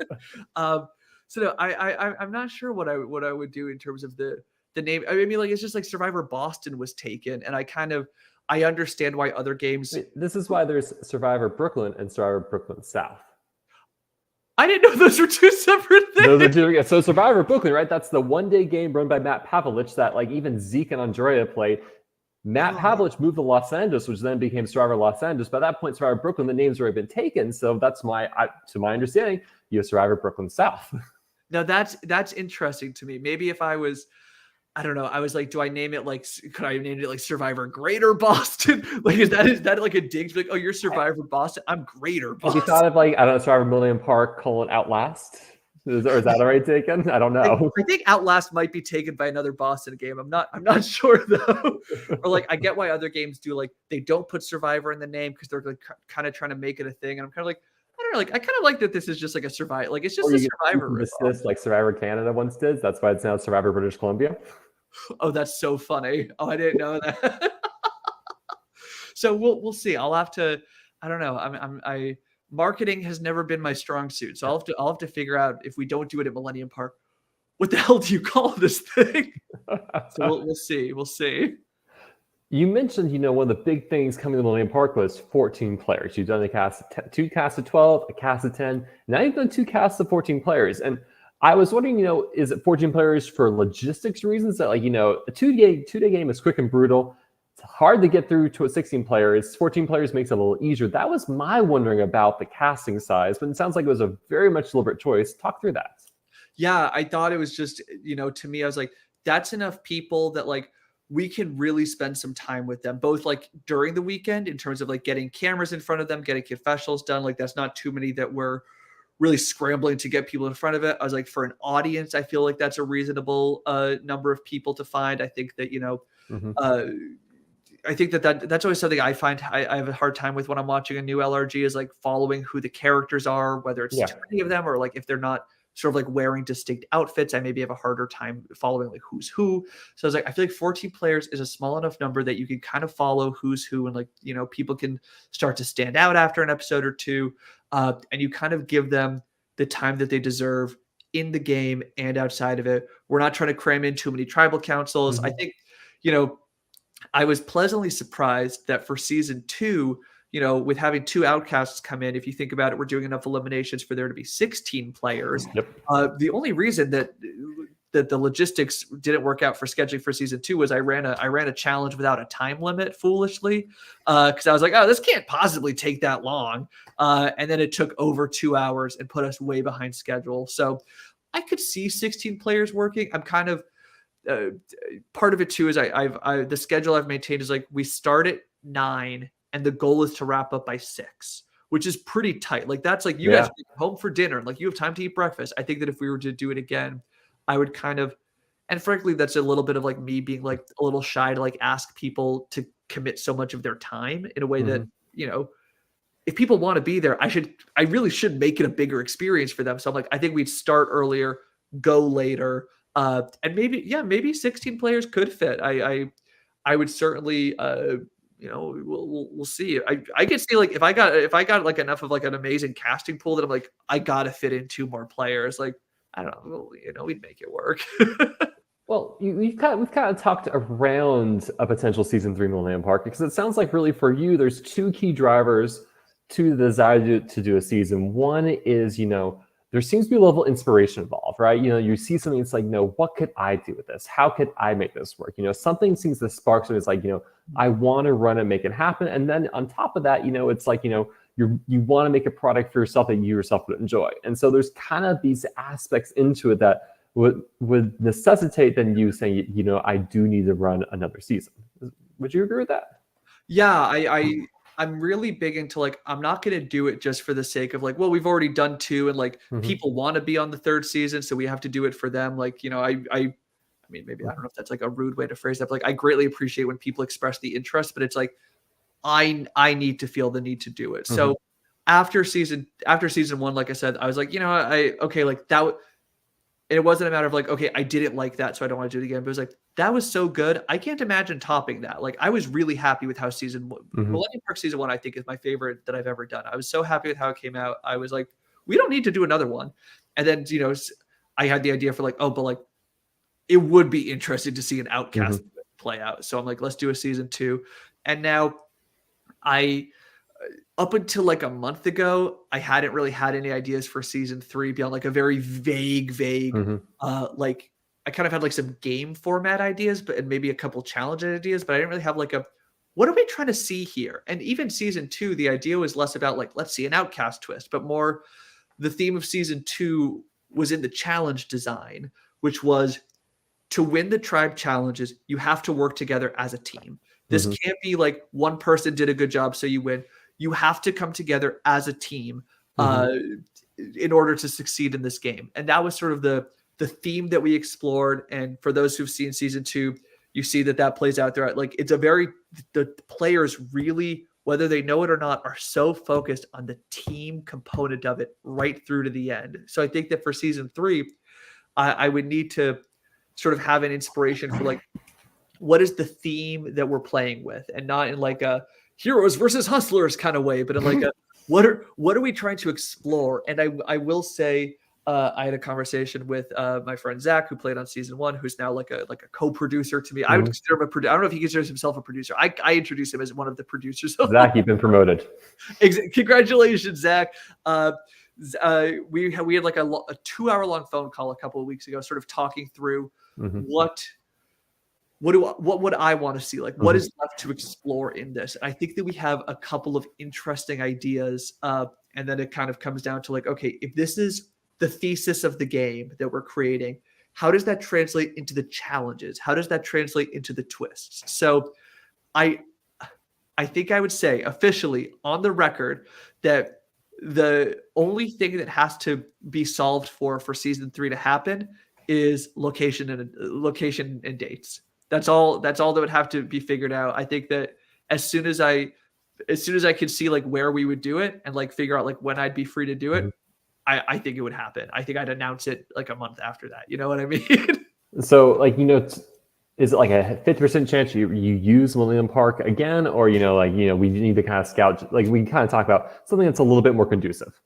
I think that we really need to find a new location. I think that like my wife and I will spitball ideas just because again she's a very supportive audience for my obsession with this. I think the idea we've landed on is we'll do it at Millennium Park if it's all stars. And I feel like everybody says you can't do all stars for season 3. And I'm kind of like, I already did. I did it before. I'll do it again. Like, I'm not obligated to do 15 of these before I'm allowed to bring people back. Like, if I would just want to do an all stars, I'll do an all stars. I think then we would do it at Millennium Park. But I think otherwise we're going to have to find a park like without a hill. And then, I certainly think about like, okay, can we find a space where we are unobtrusive to others? I give a talk to the players at the start of the game. Like, if I find out like you're bugging people at the park, we're going to have an issue. Like, don't litter, stay out of people's way. Don't steal dogs. Exactly. Stay. Don't bother the dogs. Don't punch trees is a new rule that we have to go over because of Johnton. So I kind of think that's it. Is once I moved a couple of months ago, so I'm still sort of like settling into the new place. But I think that after, I don't know, frankly, like once I'm bored enough to start like going to parks and like scouting out locations, I think it's just a matter of time. I want to talk a little bit more about the creative process, because I would like to say what you're describing sounds not like, I'm creating a Survivor season, but more like an art piece in a sense, right? I'm going to put it in terms of video games. Have you heard of ludonarrative dissonance? No, but I'm yeah. So the question of dissonance in video games, like the game is about X, but the gameplay is Y. The two don't gel. So if the game is trying to argue a certain thesis, but your gameplay is counterproductive to the argument, therefore you have this kind of dissonance of like, I feel like the game wants to tell me this, but I'm doing something entirely different as a result. And what you're describing is, you want the game to be holistic, and not only is the theme like this title that we're gonna say, hey, let's just take season 1, tortoise and the hare, right? But I also want the challenges and then the events unfold the game to really mesh that theme. So there's a holistic package that not only the players experience, but also because you care much more at the visual medium of storytelling, that also comes through there as well. Does that jive what you feel? Steven, I mean, you're going to need to message me what that was called so I can look into that more, because that is completely aligned with it. I would say season 1, I didn't do as good a job of it. Like, I'm like, really, Dylan, you did a season called The Tortoise and the Hare, and there's not like a race. Like, it doesn't end in a foot race. Like, are you kidding me? But yes, that idea of like, yeah, like talking to, like I said, like talking to my producer, Zach, about this, like, it did feel like a production meeting for a play of like, what is the theme of this? Like, what are we trying, like, what is the story we're trying to tell? And like you're saying, how do we make sure that the gameplay and the experience fits this theme? And I think it's kind of interesting if you could do it in a way where like the players maybe don't even realize what's happening until they're like watching it back. They're like, wow, like I did, I had players after season 1 that were like, I did buy into that narrative of the tortoise and the hare. And I was thinking about that all weekend because you said that, and sort of thinking about how do we sort of create that experience for them that they don't even know until afterwards. These games they're such an immersive experience. I find I've yet to really figure out how to like bring players out of the weekend. It's always sort of like an abrupt, like, oh, like we have a winner, like we get to go. And like you look at like the final tribal council finalists who like didn't win, and you're like, oh, sorry you lost at the end, and now we're all celebrating. Hope you're not too upset. Bye. I've yet to really figure out how do we sort of like ease players out of that experience. But yes, I think that to me it's important that we're not just doing, okay, here's my challenge greatest hits. Here's like a venue. Here's like an idol and an extra vote, and oh, there's a tribe swap. But like, what what's it about?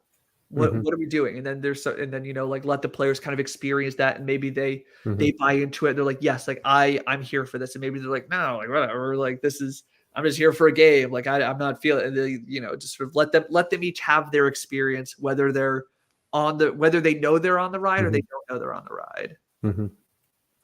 Yeah, no, that's because I feel a lot of, I think, let's just take CBS Survivor. Themes are often just trappings, right? So the way they kind of set it up, and you get some cool art decoration. I don't think I was any. I think. Hold on, I need to Google this real fast. It's just like marketing for them, right? It's just like, oh, like what are we gonna Nothing insults me more than the season 42 of Survivor logo showing a lock and key in a maze, and it'd be nothing to do with that at all in the season. I was just like, oh, like you keyed me up so much with this cool logo design of, like, what will this be? And it meant nothing. Outside, like, I think the idols were keys. Utterly baffling. And then 2 seasons later, they have like the lock and key mechanic. It's like, why isn't that on the birdcage? Yeah. It's like, come on. It's frustrating. It's like they put a lot of thought into it, but like not the right kind, or not enough. I don't know. I completely. This is my soapbox. No, I completely agree with that. I think it's, I haven't always. I think that it would not be hard to like go through Millennium Park and see areas where I failed to do that, but I think that the goal is to sort of make it that more, say the term, ludo narrative. Yeah, ludo narrative. I love kind of the story and the play are aligned. I love that so much. Yeah. I think I'll send it to you post the interview. Please do. I think that's incredible. And so, let's see. I feel like I've gotten through a lot of my questions. So just talking about 2023, I was going to kind of ask, why no game, but it sounds like it was just due to life stuff, moving, a lot of things happening. Just like, hey, I need space, the time to take a year off and figure out, will there be a season 3? It sounds like that was the leading cause behind it. Yeah, it was basically, I was, season 2 filmed in August of 2022. Mm-hmm. I was editing from the day I got home, or at least working on footage from the day I got home up until the week the final episode airs at the start of April 2023. So it was the longest period I've ever had of working on one of these. I don't post episodes until I'm like really almost done with them. I like to have, if it's a 10 episode season, I need to have 7 episodes done, because at that point you only have a few players left. Those last few episodes are kind of quick to go to edit. But it was just 8 straight months of editing. It was just, there was a lot of burnout by the end of it. Season 2 had like a couple of if people watch it, like I didn't do a great job calling some of the challenges. Like there were some mistakes on my part that I found kind of unpleasant to have to like watch back, and like, especially with my editing style, to like really be watching back moments where I screwed something up was a little unpleasant. So I think I was sort of left with a feeling of like, okay, like we had some, I would say season 2 had like some of the highest highs, but like also some of the lowest lows, just for me personally, because I think to like anybody else, it's like, if I'll put it like this, if a friend came to me, it was like, I hosted this thing and like this and this went wrong and I'm really upset about it, I'd be like, hey, did everybody have fun? Like, go easy on yourself, relax. But I'm having a hard time doing that for myself. So it's just sort of a matter of, I don't have an idea for it. I'm a little burnt out on it. I'd rather take a pause and assess and do season 3 the right way than to just squeeze it in for the sake of having done one. So I'm confident that when we come back for season 3, we'll be coming back, with something really special for people. Can you talk to me a little bit? You've watched you watched all the content for season 2, and you kind of said like, hey, here are some things I'm not thrilled about. What is your takeaways of things you want to change or do differently in season 3 that you have for yourself? I know, because this is my first semester ever teaching at a college, being a full-time professor. And so I have an Excel sheet where I'm tracking, here are all the things I think I'm doing wrong. I'm going to do better next year, and I need to not forget. I love that.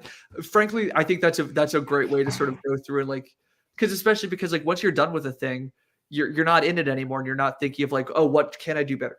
Frankly, I've done a lot of thinking about it, and there's like logistical things that I could name of like, oh, if you're going to explain this challenge, like make sure to do it X, Y, and Z way. But frankly, at the end of the day, what I would want to do differently in season 3 is to enjoy myself. I would want to make sure that I'm not a big ball of stress. I'd want to make sure that I am, sort of like taking care of myself during it. And I think I think I do a pretty decent job of like only the crew sees the stress, and I think that I do a decent job of not expressing the stress in like Mhm. anger or like being unpleasant. But I think that people can tell like I'm disappointed in myself during it, and I want to make sure that uh, I sort of step up to the plate as host, and I'm like, hey, like whatever's gonna happen is gonna happen. I think that if I were to give advice to somebody who was trying to put do a game for the first time, it would broadly be something along the lines of like, you're not hosting CBS Survivor. Mhm. You need to decide what your thing is and do your thing,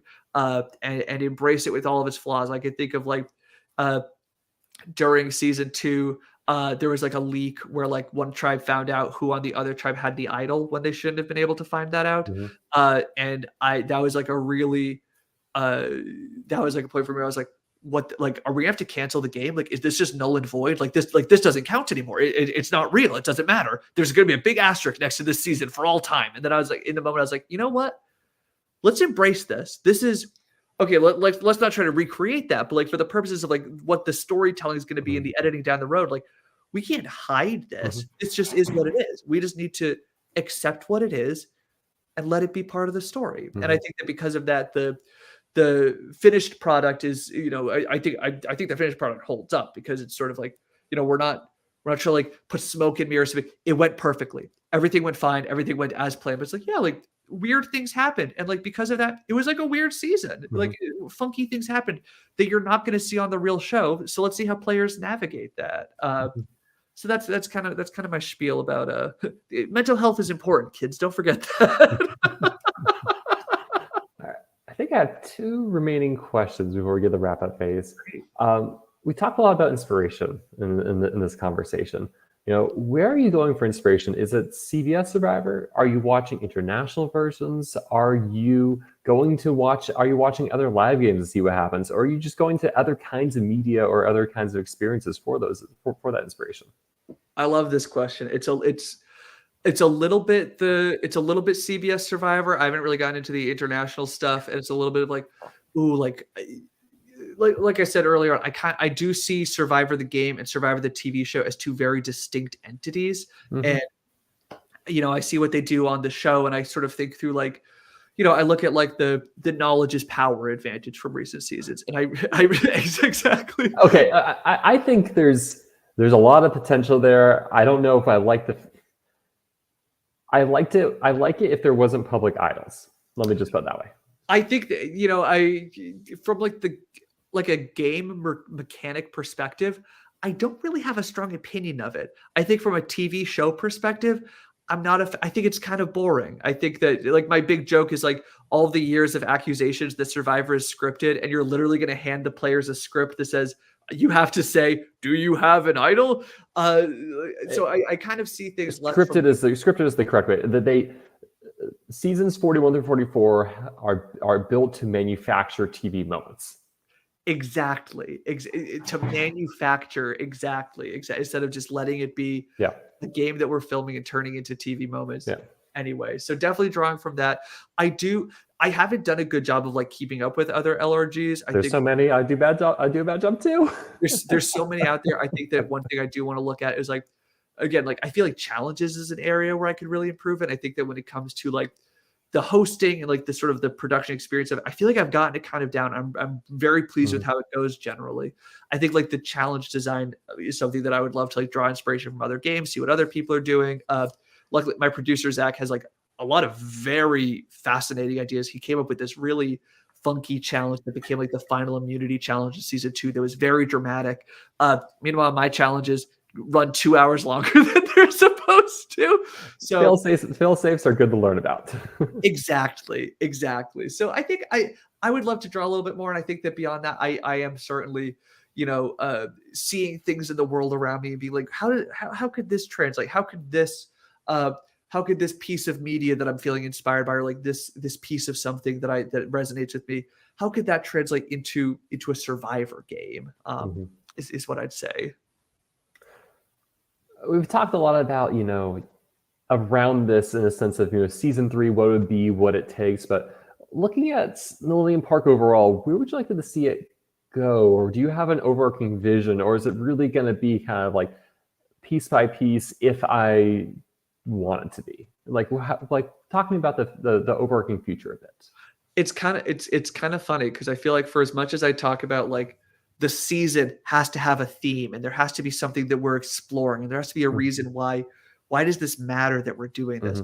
I don't necessarily feel that way for the series. I kind of feel like if there wasn't a season 3 and it's just like a 2-part series and there's these 2 seasons and that's all there is, I'm okay with that. I think I'm okay with that being what it is. I think that I've certainly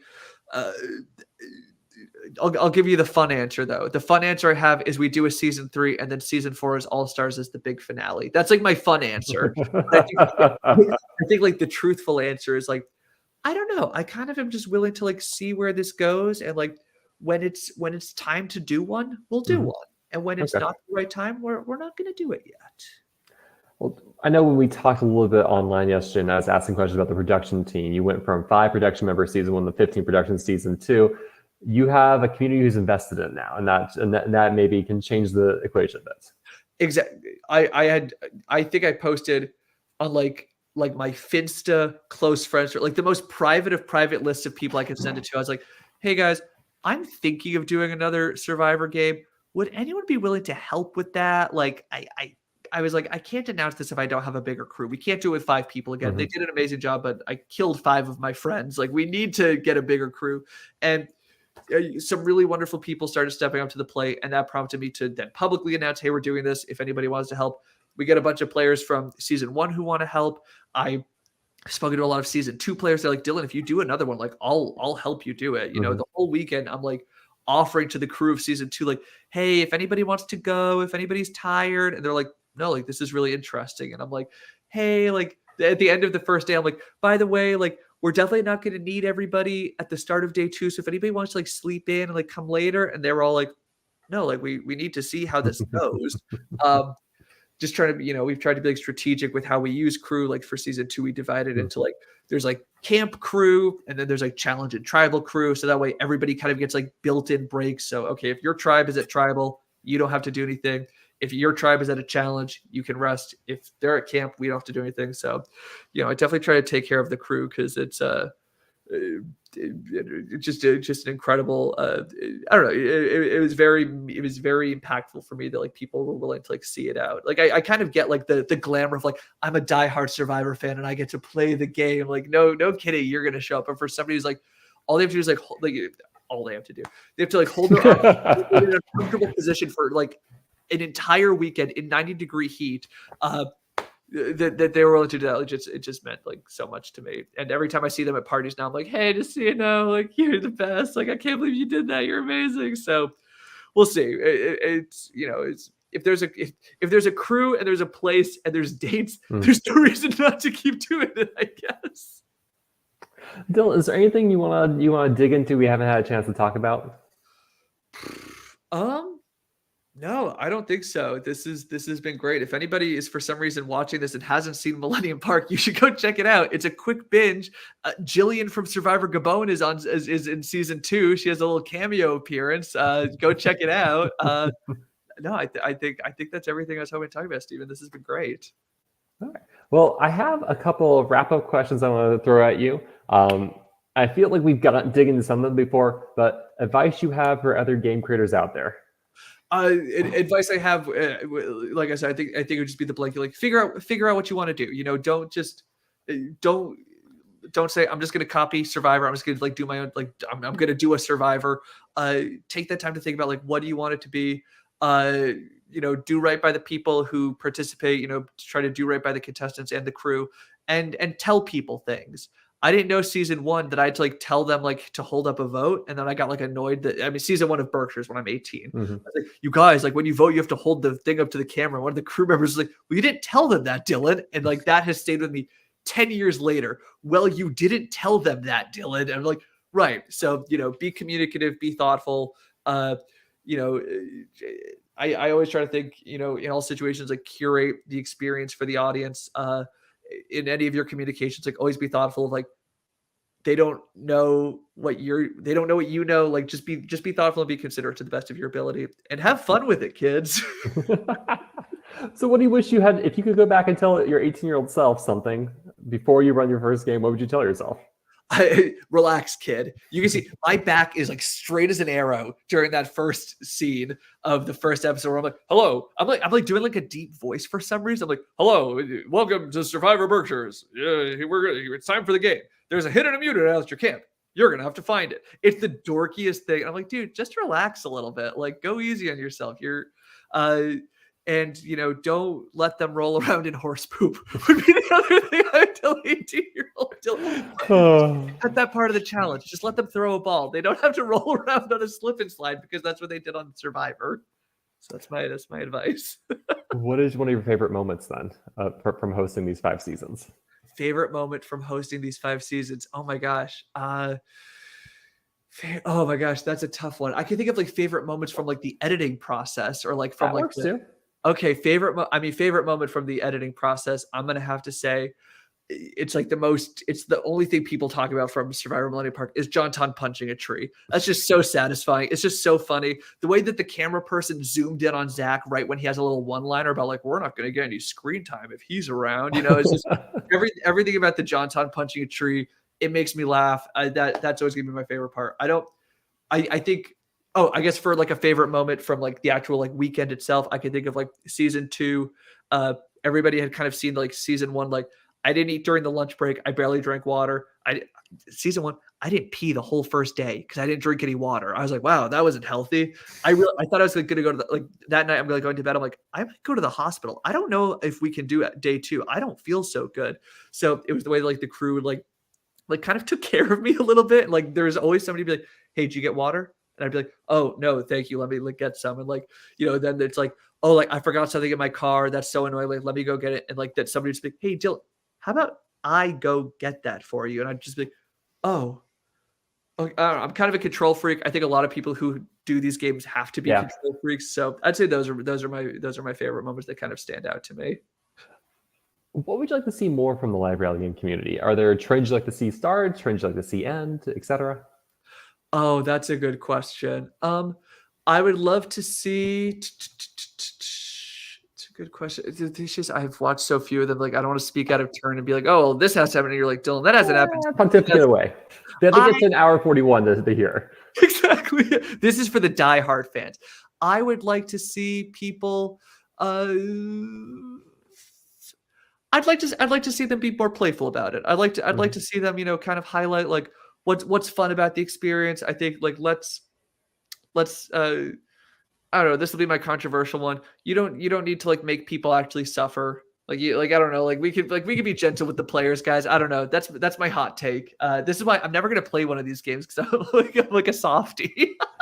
I mean, part of me is so like the worst night of my life has been Survival Challenge Night 1. Because I've never been so wet, so cold, and so miserable. But getting through it, I was like, my gosh, like I can do it. For me, it's like this weird bad water. It's like, if I got through that, I can do so much more. So I would say like the misery, there is some good to it, right? There is some play to it because like this is out of the ordinary, and this is something that we see on TV and want to experience for ourselves. So I don't think like this abject misery, like everyone's starving, everyone's sad. I think there's still a level of play and entertainment and enjoyment to that still. But I agree that not every game needs to do it. Like I think one thing your game has that's really cool is, for instance, working parents or parents, for instance, who can't leave for a weekend, but like we can go do something today and come back and be with our family. Like that's huge. That makes your game much more accessible than that you don't see with others.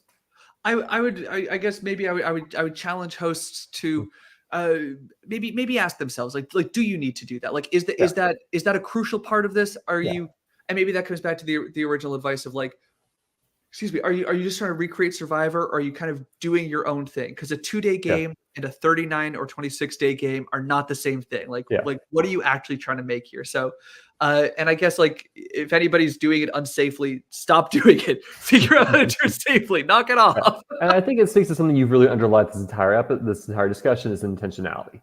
Like let what you're doing have intentionality behind it. Don't simply carbon copy.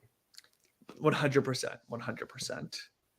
Well, Dylan, we've already kind of teased that season 3 may be coming to 2024. Well, as soon as you have a location locked out, I'm sure we will hear more about it. Absolutely. Steven, thank you so much again for having me on this, for all that you're doing for the LRG community. Like I said, to get to listen to some of the other interviews you've done has been so fascinating, to like hear how other hosts think about this, and to hear both things that have resonated so deeply with me and things that are so different than my own experience. But you're like, oh, that's fascinating that you can feel that way and you can have that happen during your game. I've loved it. Like, keep up the good work, my friend. Like, thank you so much for all that you're doing. Yeah, and thank you again for all your time. This is a fascinating conversation. I love digging into kind of the art of it all, because I think so much of our focus is on the game itself. We forget that this is something greater than that we are creating as a result. Absolutely, 100% agreed. 100%. Well, thank you, everyone, for tuning in. Again, I apologize for the slight mix-up that this has not been the Survivor Angelica podcast. That will be next Tuesday at 8 p.m. Eastern, 7 p.m. Central Time, where I'll be talking with 4 different production members at once. That will be a challenge for me as a podcaster. But this has been a discussion with Dylan about both the history of Survivor Berkshires as well as Survivor Millennium Park. And Dylan, once again, thank you so much. Thanks, Steven. Take care, everyone.